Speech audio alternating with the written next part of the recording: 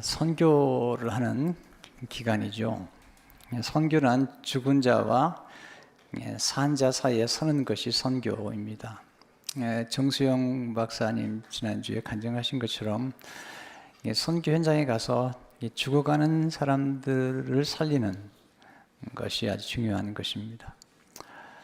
그분의 간증을 보면 심장병으로 죽어가는 분들을 살리는 것도 귀한 것이지만 그분 예수 그리스도를 알지 못하는 닥터들을 집으로 초청해서 3개월 정도 같이 살면서 의술을 가르친 다음에 그 사이에 중국이나 북한에서 오신 분들을 예수 그리스도의 사랑으로 섬기는 중에 돌아갈 때는 다 세례를 받고 돌아간다는 거죠. 그러니까 육신의 질병에서 살려주는 것보다도 더 중요한 영원한 영생을 얻게 하는 놀라운 은혜가 있는 것을 보게 됩니다. 선교라는 게 뭘까? 또는 선교 현장에 가서 우리가 해야 될 가장 중요한 게 무엇일까? 라는 것을 보여주는 말씀이 오늘 민수기 16장의 말씀이에요.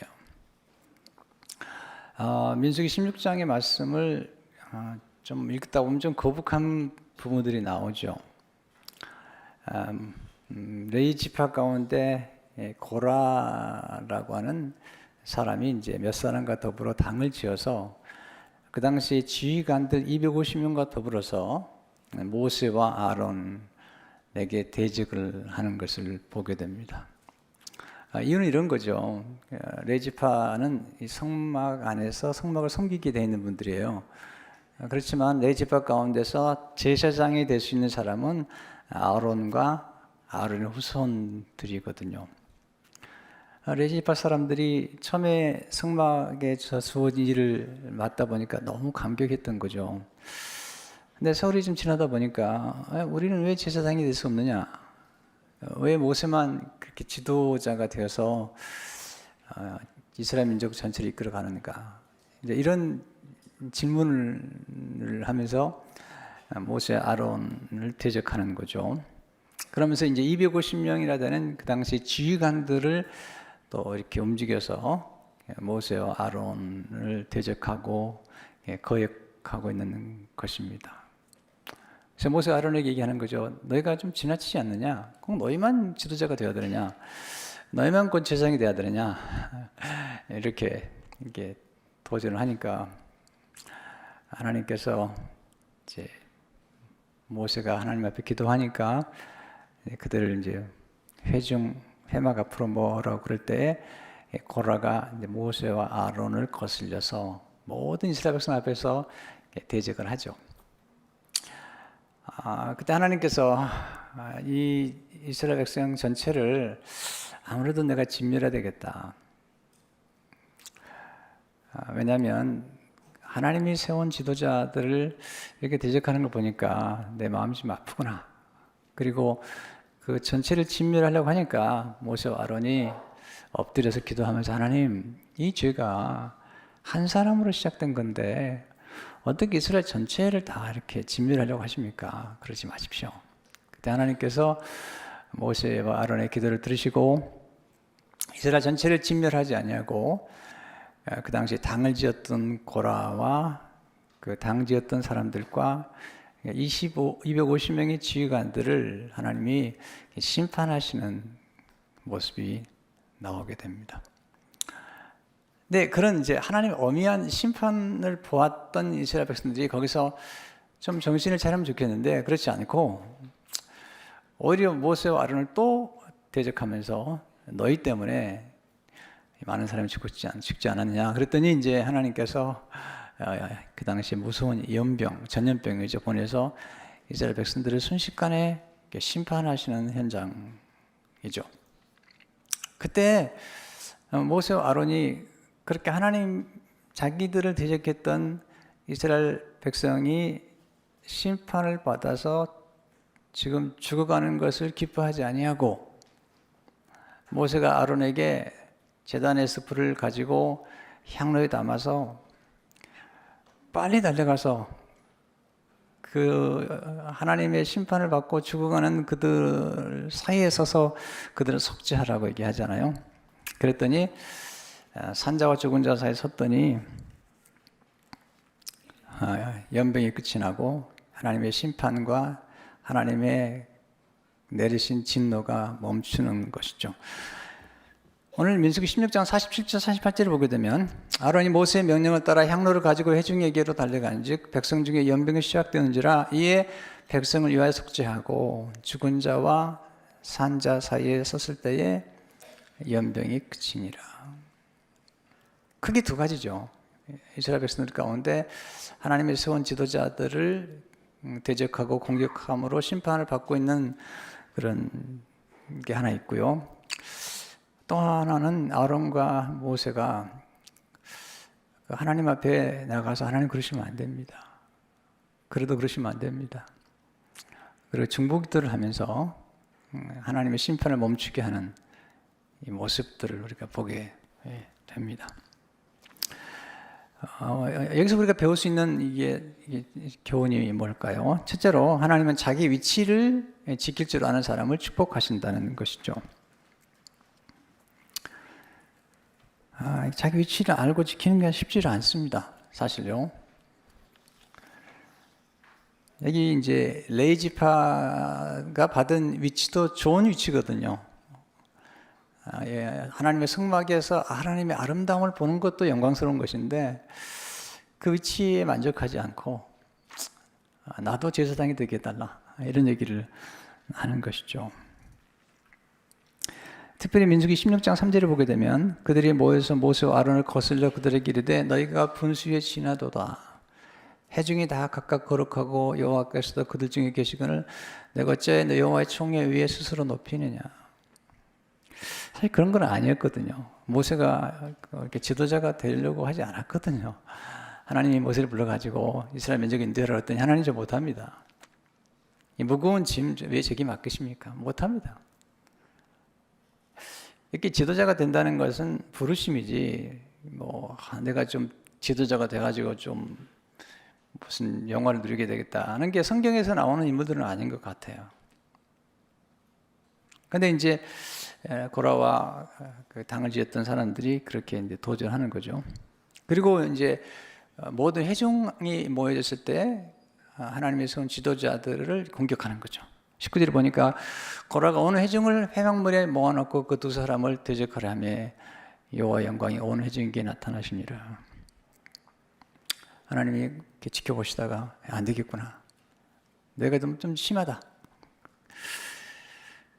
그래서 하나님께서 나타나셔서 말씀하시죠.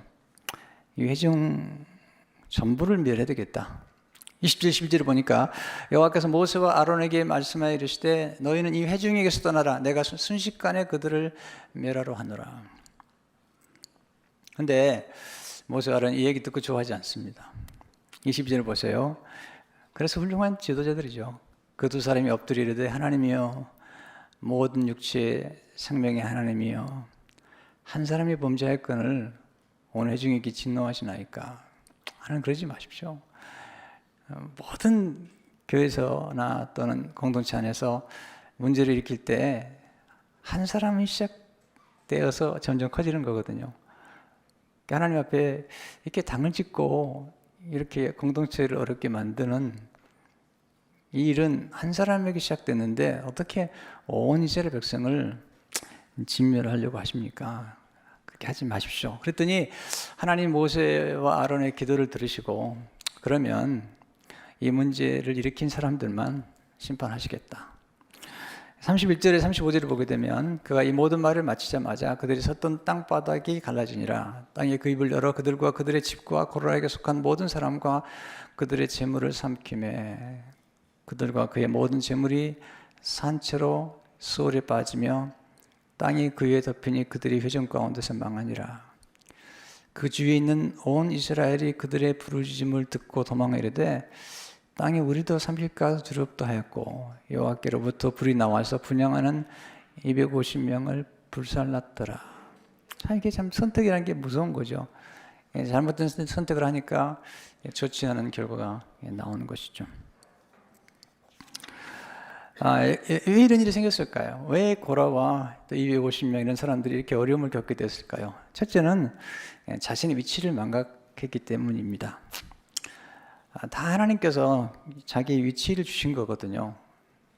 그 위치에 걸맞는 어떤 일을 맡기신 건데, 우리는 그 자기 위치의 소중함을 모르고 자꾸 다른 사람의 위치를 탐내는 경향이 있는 것이죠. 하나님이 사울왕을 세웠을 때 사울왕에게 정말 스스로 작게 여겼을 때 왕으로 세우셨잖아요. 얼마나 영광스럽습니까? 초대 왕인데. 근데 거기에 만족하지 않고 제사장까지도 해보려고 그러는 거죠. 우시야도 마찬가지지만 우리는 우리에게 주어진 그 역할 그리고 위치를 귀히 여겨야 됩니다. 다윗은 다르잖아요. 다윗은 예배에 관한 하는 제사장에게 맡기고 본인은 통치하는 일을 하잖아요. 자기 위치를 아는 거죠. 자기 역할을 아는 거죠. 이게 지혜로운 건데 지금 고라와 당을 지었던 사람들은 자기 위치를 망각한 거죠. 두 번째, 하나님이 자기에게 맡기신 하나님의 일을 작게 여겼기 때문이죠. 하나님의 일이 작은 건 없잖아요. 이게 우리가 이제 어떤 일을 처음에 교회에서 또는 어떤 신앙생활 하다 보면 어떤 일을 맡겼을 때 처음에는 감격을 하죠. 와, 나를 이렇게 믿어줘서 이런 일을 맡기시나 보다. 그러다가 시간이 지나가면 그걸 귀히 여기지 않게 되는 것 같아요. 레위 지파도 마찬가지죠. 성전을 섬기는 일을 할 때 얼마나 감격했겠어요. 하나님께서 레위 지파에게 말씀하시죠. 내가 너의 기업이다. 그렇게 말씀하셨는데 정말 놀라운 위치잖아요. 내가 망각한 거죠. 그걸 작게 여기고 이제 모세와 아론에게 도전하고 그리고 우리도 이제 지도자가 되게 해달라 이렇게 얘기를 하는 거거든요. 그때 모세가 참 안타깝게 여기면서 8절에 10절에서 이렇게 말하잖아요. 모세가 또 고라에게 이르되 너희 레위 자손들아 들으라. 이스라엘의 하나님이 이스라엘 회중에서 너희를 구별하여 자기에게 가까이 하게 하사 여호와의 성막에서 봉사하게 하시며 회중 앞에 서서 그들을 대신하여 섬기게 하심이 너희에게 작은 일이겠느냐. 하나님 너와 내 모든 형제 레위 자손으로 너와 함께 가까이 오게 하셨거늘 너희가 오히려 제사장의 직분을 구하느냐. 사실 그들이 맡긴 일도 굉장히 큰 일이거든요. 우리에게 맡긴 어떤 일들이 얼마나 소중한가를 아는 게 필요한 것 같아요.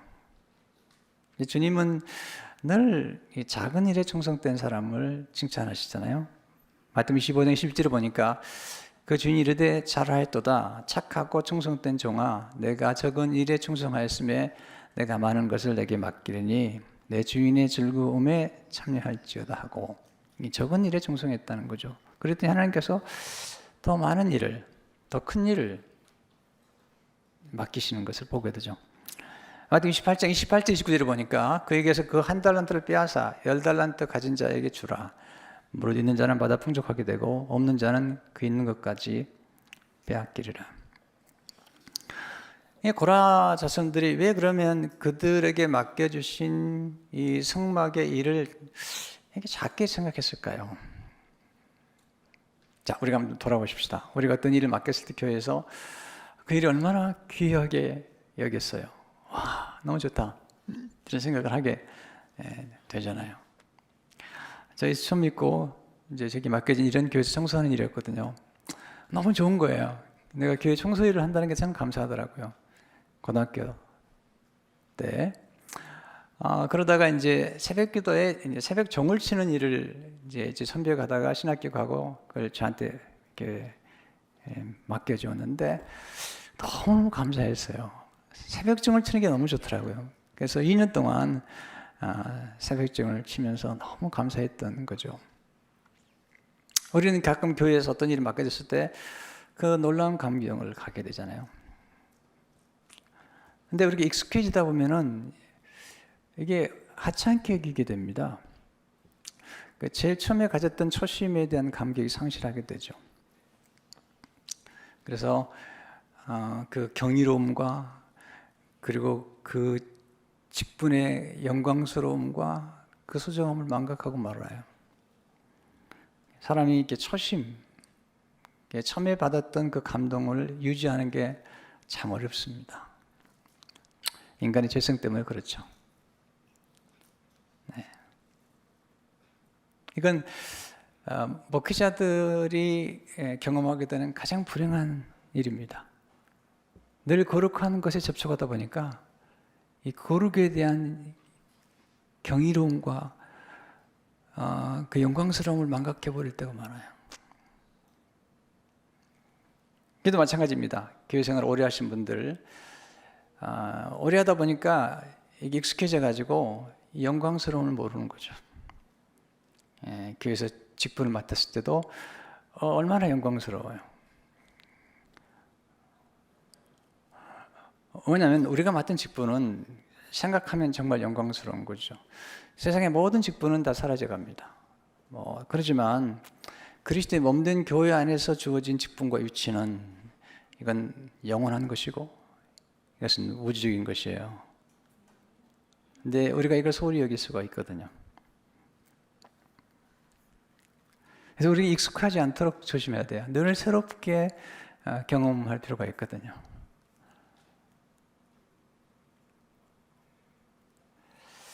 한번 생각해 보세요. 교회에서 처음에 집사 직분을 맡은 것만 해도 저 못해요. 저 부족해요. 네, 그렇게 겸손했던 분들이 오늘 너무 익숙해지는 거죠.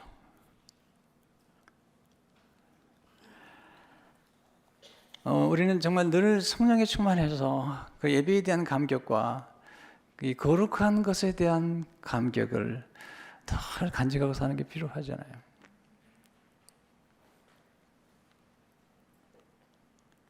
하나님 말씀을 듣는 것도 마찬가지입니다. 네. 그래서 우리는 정말 하나님께서 맡겨진 일들에 대해서 한번 진지하게 이게 내가 얼마나 영광스럽고 감격스러운지. 제가 신학대학 다니다가 군대에 갔는데요. 저는 군전병으로 가고 싶었는데 군전병이 되지 않았기 때문에 이제 신회장으로 이제 섬겼어요. 그렇지만 신학대학 다니다 왔기 때문에 새벽기도도 맡겨서 새벽기도 설교도 하고, 심지어는 이제 다른 부대에서 헌신 예배를 드리는데 교회에서 다른 부대에서 저를 강사로 초청해 주신 거예요. 얼마나 가슴이 뛰었나 몰라요. 가슴이 막 뛰더라고요. 이야, 정말 내가 군대에서 군정병도 아닌데 군목도 아닌데 다른 부대에서 이 말씀을 전할 수 있도록 기회를 주는구나. 하나님이 나를 쓰시는구나. 이런 감격을 하게 됐죠. 근데 그 감격이 계속 가야 되는데 교회가 나중에 이제 목회하면서 교회가 성장하고 좀 알려지고 그러니까 많은 교회에서 초청이 오는 거죠. 초청이 올 때마다 늘 감격해야 되는데 너무 많이 초청이 오니까 나중에는 좀 초청 오는 게 힘든 거죠. 근데 그런 마음은 좋은 게 아니잖아요.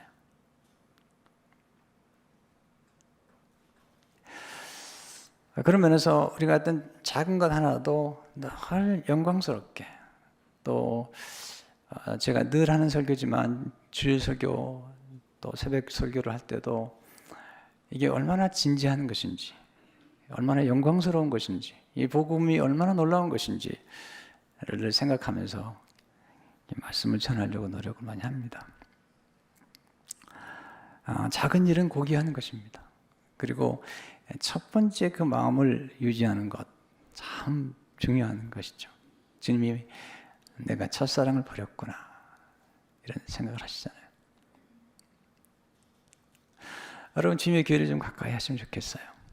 그리고 요즘 드라마도 많고 예능 프로도 많지만 하나님을 예배하는 즐거움, 말씀을 듣는 즐거움이 우리에게 늘 있어야 됩니다. 저는 이제 하나님께 감사한 게 뭐냐면 누가 설교하더라도 설교를 들을 때마다 정말 감동이 돼요. 그리고 너무 좋다. 그리고 기대가 되고, 이건 이제 제가 받은 은혜라고 생각이 되죠. 근데 이게 고라와 이 당시에 당을 짓던 사람들이 그런 감격을 잃어버렸던, 세 번째 비교의식 속에 살았던 거죠. 하나님 우리로 하여금 비교하지 말라는 거죠. 우리 각자에게 다 고귀한 위치가 있는 거고, 또 비교하면 우리가 비참해지든지 교만해지든지 하잖아요. 루시퍼가 자꾸 비교하잖아요. 하나님과도 비교하잖아요. 비교하지 말라는 거죠. 우리 각자에게 주어진 역할과 또 아름다움이 있다는 것을 잊지 말아야 됩니다. 하나님의 자녀들은 모두 고귀하고요. 또 그리스도의 몸된 교회 안에서 있는 모든 지체들은 다 고귀한 것입니다. C.S. 루이스는 이제 평신도였습니다. 성공의 신자였는데 평신도였습니다. 근데 그분은 아주 탁월한 그런 글을 많이 남긴 분입니다. 근데 그분은 성공의 사제들, 그 당시에 영국 교회는 이제 성공의 목회자들을 신부라고 부르거든요. 그리고 성공의 신부들은 결혼을 하죠. 근데 그분은 본인이 그렇게 탁월함에도 불구하고 성공의 신부에게 늘 고해성사를 하고 늘 존경을 했습니다. 그 권위에 대해서. 또 그 위치를 아주 중요하게 생각했던 사람이죠.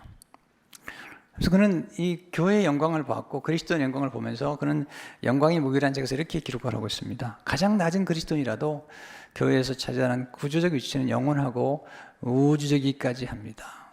교회는 우주보다도 오래 살 것입니다. 왜냐하면 교회는 그리스도의 몸이니까요.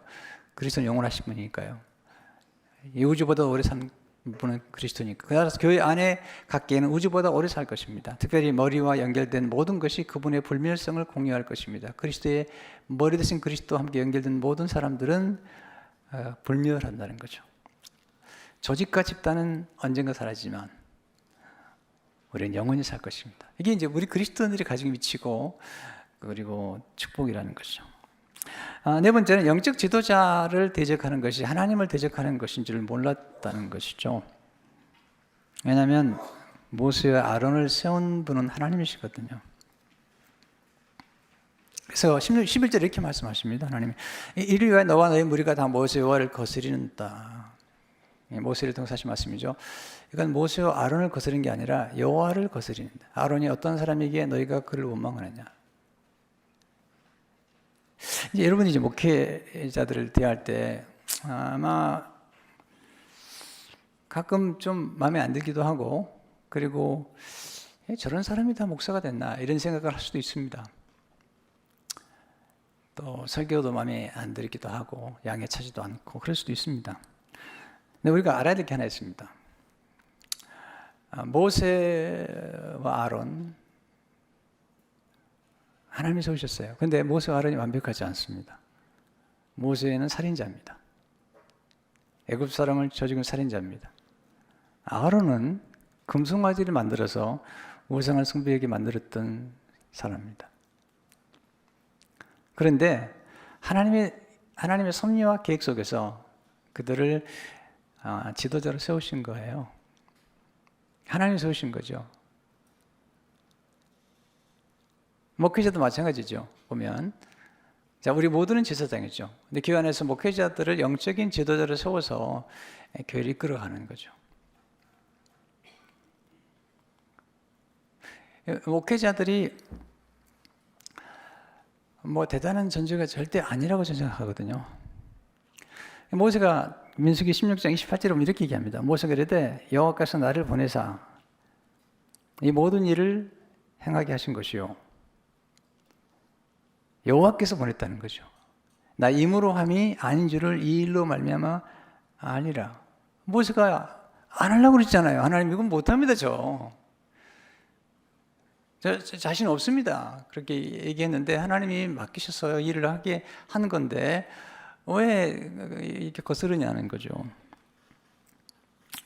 저도 사실 보면은 이제 목회자의 콜링을 받았을 때 고민을 참 많이 했거든요. 왜냐하면 뭐 제 가정의 백그라운드나 제 자신에 대해서도 별로 이렇게 참 자신이 없었던 거죠. 또 이렇게 발음도 정확하지 않고 말도 좀 빠르고 그리고 왜소하고 아주 초라하고 뭐 그런 거죠.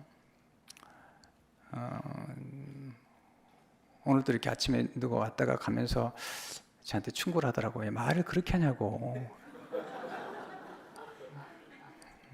그래서 내가 어떻게 하냐고 생긴 게 그런데 내가 뭐 우람하게 생기거나 뭐 딱 그런 것도 아니고 몸이 약해서 이렇게 마이크를 의지해야 되고 또 뭐 그러다 보니까 이렇게 좀 부족한데 뭐 그렇게 얘기를 하셔서 네, 감사하다고 인사는 드렸지만 제가 하나님께 또 도저히 못하겠다고 말씀드렸던 거예요. 그리고 또 저를 길러준 목사님 찾아가서 목사님 저 못하겠습니다. 아무리 봐도 저는 아닙니다. 이렇게 수줍어하고 이렇게 말도 좀 어눌하고 이제 저는 아닙니다. 근데 목사님 그러시더라고. 하나님이 하시는 거니까 한번 그래도 신학교는 가보라고. 신학교 가서도 아닌 것 같았어요. 왜냐하면 이게 설교학 시간에 C를 맞았으니까. 여러분 설교는 평생 할 사람이 C를 맞았으니까 그 당시에 그 뭐 설교대에 나가면 친구들 정말 설교 잘하더라고요. 정말 멋있게 하고 그러는데 저는 C를 맞았거든요.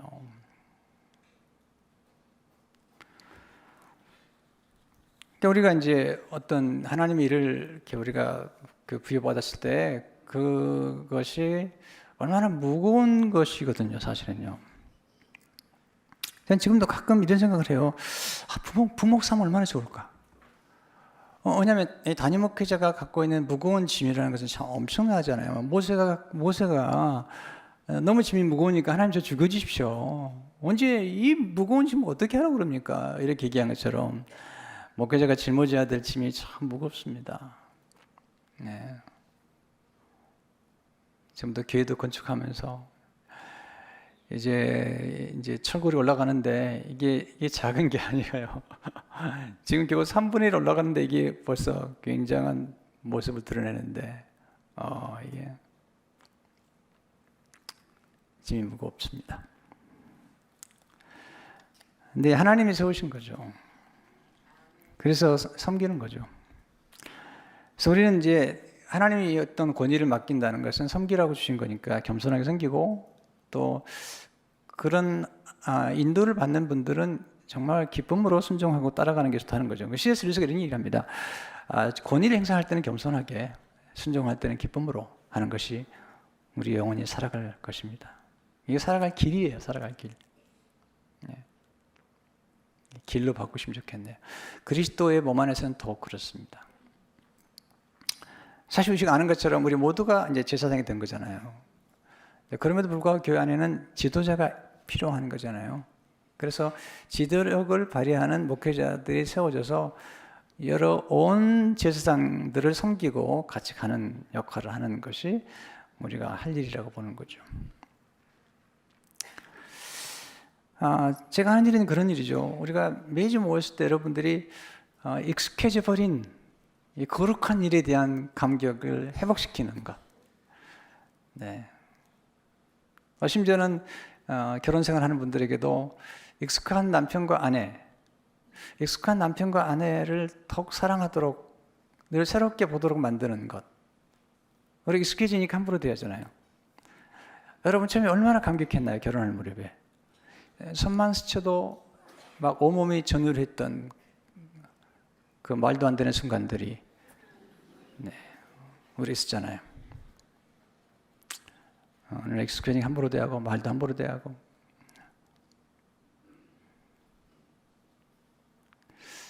사랑의 기술은 그런 거예요.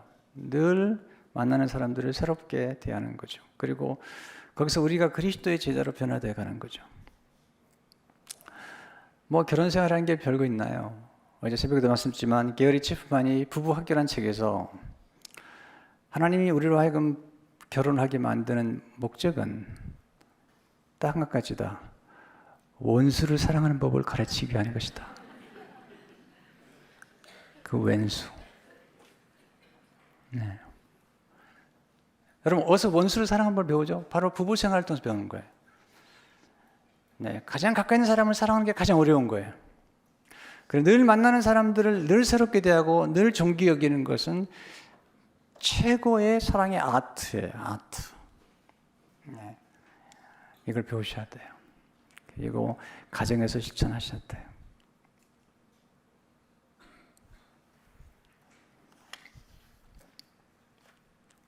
두 번째, 하나님은 죽은 자와 산 자 사이에 선 사람을 축복하시는 거죠. 모세와는 선택하신 이유가 뭐죠? 좀 달라요. 왜냐하면 그들은 죽은 자와 산 자 사이에 서서 기도하고 그리고 하나님의 뜻을 전했던 사람들이죠. 여기서 우리가 두 가지를 발견해요. 첫째, 중보기도란 산자와 죽은 자 사이에 서는 것이죠. 하나님께서 진노하시니까 두 사람이 엎드리잖아요. 이게 엎드리는 게 중요한 거죠. 네, 하나님께서 이 회중을 전부 진멸하겠다. 44절 45절을 보면은 여호와께서 모세에게 말씀해 이르실 때 너희는 이 회중에서 떠나라. 내가 순식간에 그들을 멸하려 하노라 하며 그 두 사람이 엎드리니라. 이게 중요한 거죠. 엎드렸어요. 그 두 사람이 엎드리니라. 여러분, 엎드려야 삽니다. 엎드려 기도해야 합니다. 그리고 누군가 죄인을 대신해서, 누군가 가족을 대신해서 엎드려서 기도해야 합니다. 엎드려 기도하는 사람은 소수예요. 그 수많은 이스라엘 백성 가운데 중보기도자는 소수예요. 제가 목회를 하면서 기도하는 분들을 소중히 여기는 이유가 있습니다. 그 이유는 소수이기 때문에 그래요. 소수이기 때문에. 영적 파수꾼으로 산자와 죽은 자 사이에 서서 기도하는 사람들이 많지 않아요. 하나님의 진노가 신속히 지금 움직이는 거예요. 그래서 이스라엘 백성들이 이제 고라뿐만 아니라 고라가 죽은 다음에 이스라엘 백성들이 또다시 모세와 아론을 대적하는 거죠. 사람들은요, 눈에 보고도 또 죄를 짓는 게 인간이에요. 하나님께서 이제는 말씀 안 하시고요, 바로 연병을 보냅니다. 그래가지고 막 죽어가는 거죠. 모세가 보고 막 급히 아론에게 제단의 불을 받아서 향로에 담아가지고 빨리 가서 죽은 자와 산 자 사이에 서라는 거죠. 그들 속죄하라는 거죠. 그랬더니 놀라운 일이 생겼죠. 46절을 보세요. 이에 모세가 아론에게 이르되 너는 향로를 가져다가 제단의 불을 그것에 담고 그의 향을 피워가지고 급히 회중에게로 가서 그들을 위하여 속죄하라. 여호와께서 진노하셨으므로 연병이 시작되었습니다. 급히 가라는 거죠. 왜냐하면 어떤 건 천천히 해야 되면 어떤 건 급히 가. 왜냐하면 지금 삶과 죽음 사이에 있기 때문에 급히. 그런데 47절 48절에 보면 놀라운 말씀이죠. 아론이 모세의 명령을 따라 향로를 가지고 회중에게로 달려간 즉 백성 중에 연병이 시작되었는지라 이에 백성을 위하여 속죄하고 죽은 자와 산 자 사이에 섰을 때 연병이 그치니라. 보세요. 마지막 부분. 죽은 자와 산 자 사이에 섰을 때 연병이 그치니라. 이게 중보기도거든요. 그래서 우리는 이제 교회 안에가 중보기도의 그런 네트워크가 있어요. 그래서 성도 가운데 어떤 어려움을 만나면 바로 연락을 하면 한 400명 정도가 바로 기도를 하거든요. 그러니까 이건 중요한 거죠. 어떤 기도는 굉장히 급히 해야 돼요. 이게 시간 싸움이에요. 어떤 건요. 근데 급히 가서 향로를 담았다는 것은 중보기도를 의미하거든요. 그랬더니 재앙이 멈췄다는 거죠. 두 번째, 선교란 죽은 자와 산 자 사이에 서는 것이죠. 우리가 선교 가서 뭐 하죠? 제일 중요한 게 기도하는 거예요. 어떤 선교지 가면 공개적으로 전도 못 합니다. 공개적으로 보고 못 전합니다. 그럼 왜 가냐? 그래도 거기 가서 기도하는 거죠. 물론 이제 여러 가지 은밀한 방법으로 선교도 하지만 그러나 가장 중요한 것은 죽은 자와 산 자. 연병보다 더 무서운 병이 에이즈병이라고 그러잖아요. 에이즈병보다 더 무서운 병이 죄의 병이죠. 죄의 싹은 사망이잖아요. 막 죽어가는 거죠. 왜냐하면 이 땅에 태어난 모든 사람들은 아담의 원죄 때문에 영원히 명령을 받을 수밖에 없어요. 예수 그리스도를 믿지 않으면 본어긴 하지만 이미 죽은 거예요. 가만히 있으면 죽은 거예요. 그래서 가서 복음을 전해야 되잖아요. 산자와 죽은 자 사이에 가서 기도하고 복음을 전하는 게 선교라는 거죠. 그러면서 선교가 정말 중요하죠. 마크 베터슨이 최근에 쓴 책을 제가 읽다가 그분이 참 감동을 주고 도전을 줘요. 정말 그렇게 있었더라고요. 교회는 seating capacity 몇 명이나 앉을 수 있느냐가 교회의 위대함을 결정하는 게 아니라 sending capacity 얼마나 많은 단기 선교팀을 얼마나 많은 선교사님들을 파송하느냐 그것이 교회를 결정한다는 거예요.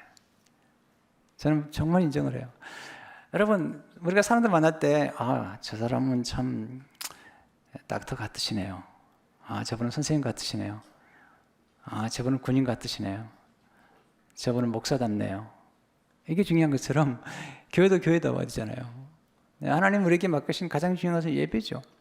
예배가 없는 건 교회가 아니잖아요. 그리고 만민이 기도하는 집에서 기도해야죠. 만민을 기도하는 게 중보기도죠. 뿐만 아니라 너희는 가서 제자 삼으라는 거죠. 우리가 직접 가든지 아니면 보내든지 하라는 거죠. sending capacity, 교회가.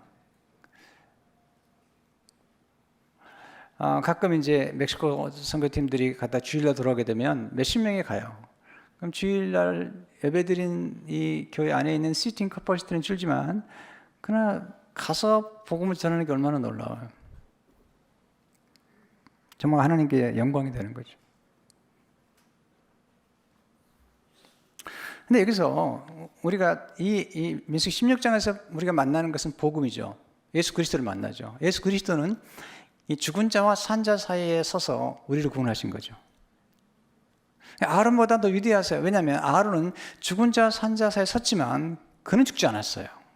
예수님은 십자가에서 죽은 자와 산 자 사이에 서서 십자가에 죽으셨어요. 우리를 대신해 죽으셨어요. 예수님은 레위지파가 아니에요. 유다지파지만 예수님은 멜기세덱의 반차로 오신 대제사장으로 오셔서 죽으셨죠. 친히 제물이 되신 거죠. 예수님은 중보기도를 하신 분이세요. 지금도 중보하고 계시잖아요. 아론은 비록 산자와 죽은 자 사이에 섰지만 아론은 이스라엘 백성들의 지은 죄짐을 대신 담당하지 않았어요. 대신 심판도 받지 않았어요. 대신 연병에 걸리지도 않았어요. 예수님은 아론과 달라요. 예수님은 우리를 대신해서 죄짐을 지었고 우리를 대신해서 우리의 모든 질병, 우리가 고통받을 수 있는 모든 질병을 다 담당하셨어요. 예수님 친히 연병을 등에 지시고 예수님이 대신 심판을 받으시고 예수님이 죽으신 거예요. 산자와 죽은 자 사이에서 죽으셔서 부활하심으로 우리를 구원하신 거예요. 주님은 이 땅에 오셔서 중보기도 하시고 지금도 중보하실 분이라 예수님이 이 땅에 하나님의 아들로서 유일한 아들로서 선교사로 파송을 받으셔서 선교사로 오셔서 죽은 자와 산 자 사이에 서서 지금 죄로 말미암아 멸망을 향해 달려가는 이 수많은 사람들 사이에 서서 우리를 구원하신 것을 보게 되죠. 교회는 그런 곳이잖아요. 제가 얼마 전에 윌슨이라는 목사님, 뉴욕에서 목회하는 목사님의 간증을 미국에 온 지 얼마 안 됐을 때 들었는데 참 감동을 받았어요. 이분이 자기 교회 주일학교 교사 선생님 한 분의 간증을 하더라고요. 한 번은 이 주일학교에 선생님 반에 핸디캡, 전응한 그런 지능을 가진 두 아이가 오기 시작했어요. 그래서 그 아이를 돌보고 사랑했는데 어느 날 주일에 오지 않았어요. 그래서 선생님이 찾아간 거죠. 찾아서 문을 두드리니까 아무도 나오지 않아요. 소리는 분명히 나는데 텔레비전 소리가 나는데 문 열리지 않아요. 그래서 옆집에게 물어보니까 며칠 동안 이렇게 사람들이 나가고 들어온 게 없다는 거예요. 그래서 경찰을 불러가지고 문을 부수고 들어갔더니 이 전응한 장애를 가진 그 어머니가 죽으신 거예요. 근데 며칠이 지나고 나서 몸이 썩기 시작했는데 이 아이들은 엄마가 돌아가신 것도 모르는 거예요. 그리고 이 아들에게는 뭐가 발달했냐면 최소한 먹는 건 발달했는데 냉장고에 있는 모든 걸 꺼내 먹고 이제 며칠이 지난 다음에 먹을 게 없으니까 종이를 뜯어 먹고 있는 거예요. 근데 바로 이 교사 한 사람이 가서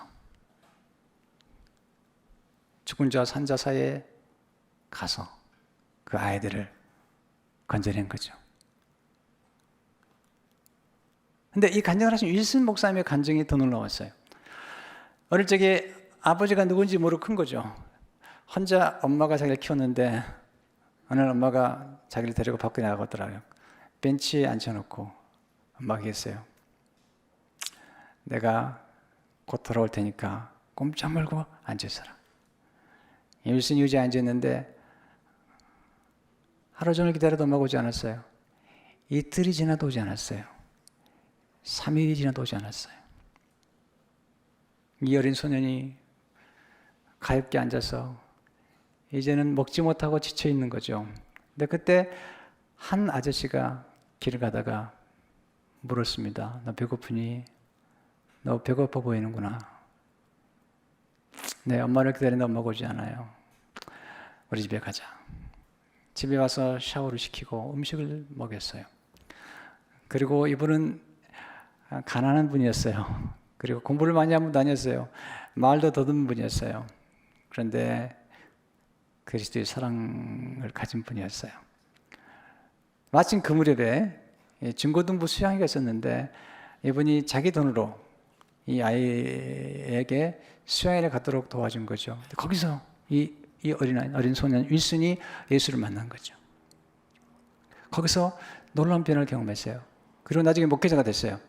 놀라운 사실은 이분이 목사님이 된 다음에 자기처럼 버림받은 어린 아이들을 돌보기 위해서 그 할렘가에서 목회하면서 그 당시 제가 간증을 드릴 때 이분의 교회에 나오는 어린아이만 16,000명이었어요.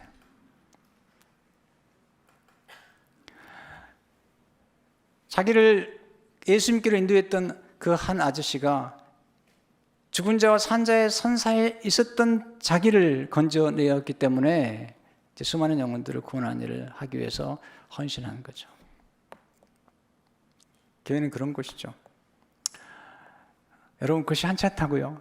한 소년을 집에 데려다 밥을 먹이고 수양에 가도록 대신 수양비를 도와주는 것이 하찮은 거라고요? 아니죠. 하나님 나라에서 볼 때는 아니죠. 하찮은 저 같은 사람을 저를 기르신 목사님이 그래도 목회자가 되보라고 기도해 주시고 계속 기도해 주셨어요. 근데 그걸 하찮은 거라고요.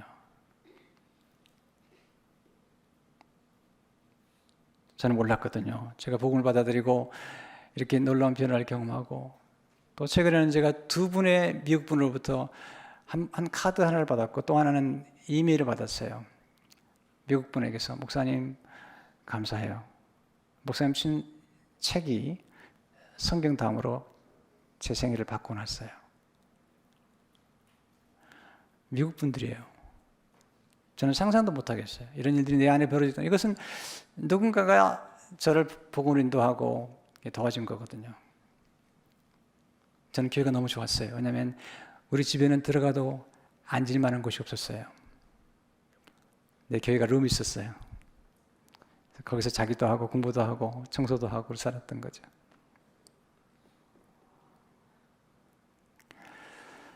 얼마 전에 국제시장이라는 영화를 봤는데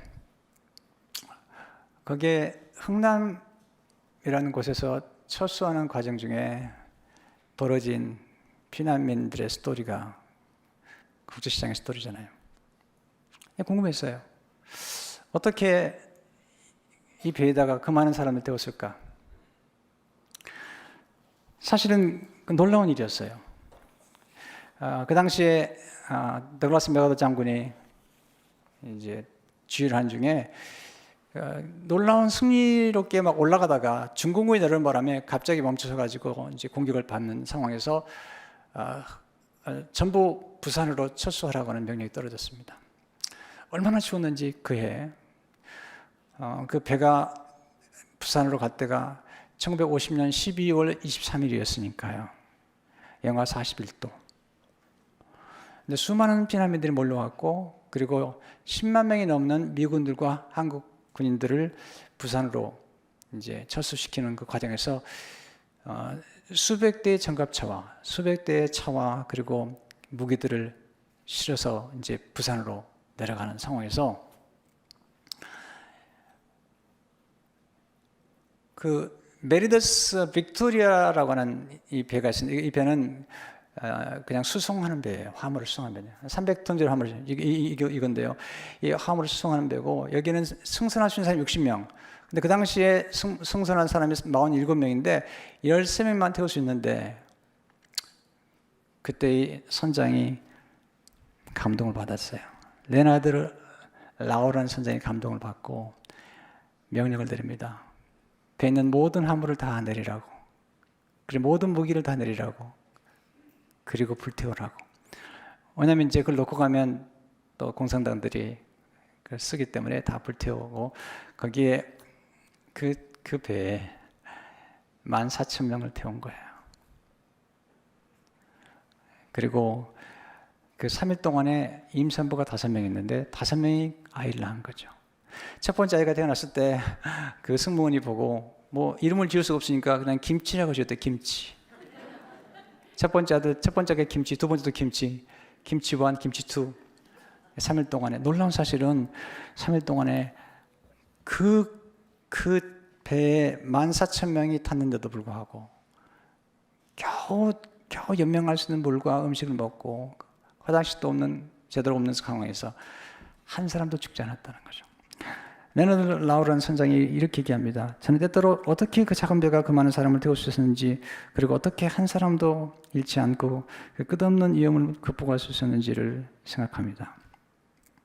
그러면 그의 크리스마스의 황량하고 차가운 한국의 바다 위에서 하나님의 손길이 제 배의 키를 잡고 계셨다는 명확한 메시지가 제게 옵니다. 레너드 라우 선장의 그런 고백이죠.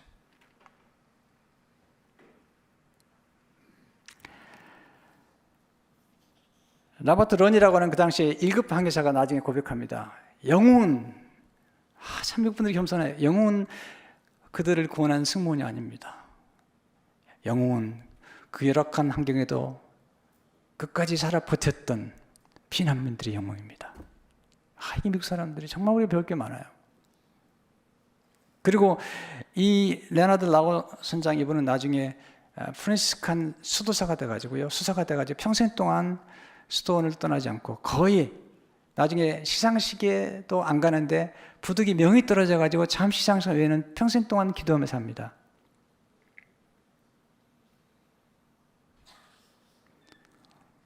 (1950년 12월 23일) 14,000명을 태우고 갔던 그 배가 28시간 항해라고 부산에 왔는데 피난민이 많아서 내릴 수 없다는 겁니다. 그래서 거제리로 갑니다. 거제리, 거기서 이 14,005명을 내려놓습니다. 그리고 그 중에 한 사람이 문재인 대통령의 아버지십니다. 그리고 1953년에 문재인 대통령이 태어납니다. 그리고 나중에 부산으로 와서 공부를 하게 됩니다. 저는 어떤 한 정치인 얘기를 하려고 하는 게 아닙니다. 이 하나님의 이 점을 찍는 하나님의 섭리 가운데 이 한 선장의 믿음을 가진 결단이 산자와 죽은 자의 사이에 서서 그 많은 화물들 다 내리고 그 14,000명에 되는 사람들을 16시간에 걸쳐서 태웠습니다. 그 과정에서 미군들이 세 사람이 죽습니다. 그리고 우리 조국이 기적적으로 지금 살아남은 것이죠. 그리고 그 중에 피난민 가운데 문영형이라고 하는 분이 왔는데 그분의 아들, 그분이 지금 우리나라의 대통령이 된 것이죠. 우리는 이렇게 어떤 하나님의 섭리의 선을 봐야 됩니다. 여러분들 오늘 우리 교회에 와 있다는 것도 그냥 보시면 안 됩니다. 어떤 섭리의 손길 안에서 여기 와서 오늘 이 설교를 듣고 있는 것이죠. 우리는 산자와 죽은 자 사이에 서신 예수 그리스도의 은혜 때문에 우리 예수를 믿게 되었고, 그리고 우리 각 사람이 서 있는 위치는 영원한 우주적인 위치라는 사실을 잊지 말아야 됩니다. 그리고 누구 부러워하지 마세요. 각자에게 주어진 위치가 아름다운 것이고 어떤 것도 작은 일이 아니라는 것입니다. 놀라운 기적입니다. 14,000명이 그 3일 동안에 그 비좁은 공간에서 한 명도 죽지 않고 거제도에 내렸다는 것은 정말 놀라운 일들입니다. 기네스북에 올라갔습니다. 가장 많은 생명을 살린 그 배가 기네스북에 올라갔죠. 성도 여러분, 우리는 지금 수많은 영혼들이 우리 주위에 죽어가고 있습니다. 그들을 구원할 일을 우리에게 맡기셨습니다. 그리고 여러분과 저는 왕 같은 제사장을 부름받았기 때문에 우리는 중보하고 전도하고 선교하면서 죽은 자와 산 자에 서서 그리스도의 길을 가는 것, 그게 우리가 해야 될 일입니다. 이런 책임을 함께 나누는 우리 모두가 되시기를 주의 이름으로 축원합니다. 고마우신 하나님, 오늘 진정한 중보기도가 무엇이며 진정한 선교가 무엇인가를 함께 배웠습니다. 하루는 한 사람이 죽은 자와 산 자의 섬으로 하나님의 재앙이 멈췄습니다.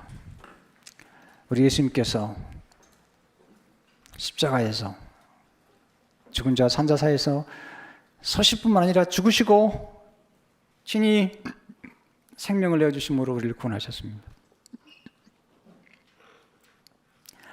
레너드 라우 선장, 모든 화물들을 다 내려서 불태우면서 14,005명이라는 생명을 구원하는 일을 감당했습니다. 그 41도의 추운 겨울 날씨에 죽을 수밖에 없는 그들을 살렸던 그 구원의 배, 이제 우리도 그 길을 가도록 도와주시고 우리 교회가 그런 구원의 배 그리고 그런 역할을 감당하도록 축복해 주옵소서. 예수 이름으로 기도합니다. 아멘.